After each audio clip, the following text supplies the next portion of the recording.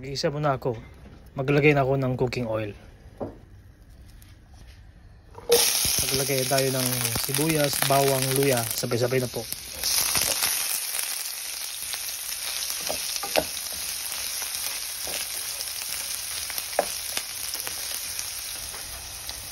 Ilagay ko na yung kamatis at palamutin ko.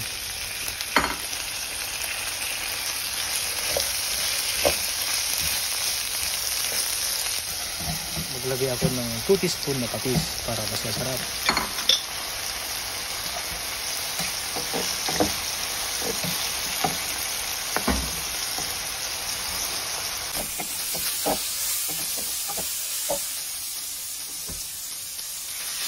Ayan, maglalagay ako ng tubig, mga 4 cups.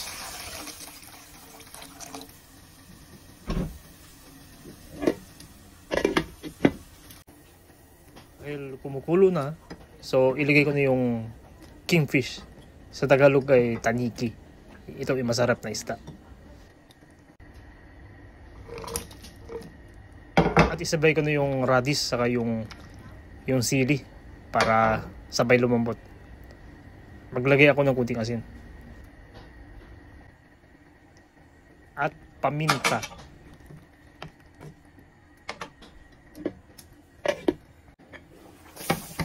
Ayun, kumukulo na. Ilagay ko na yung okra. Kasi madali na itong lutuin itong isda na to. Malambot kasi ito.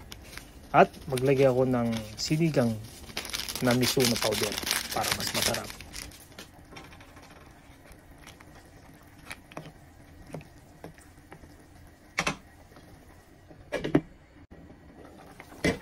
Yan. Ihalo na natin para pantayang luto. Ayun, iligay ko na yung lettuce para mas masarap. Gusto ko yung maraming gulay pag sabaw ang ulam.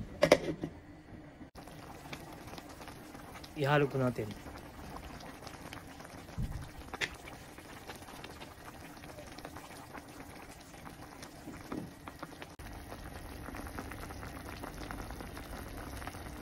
Ito na po ang sinigang na miso na taniki. Sa English ay kingfish. Napakasarap na isda na to. Maraming salamat pa panood sa aking videos. God bless all. Bye bye.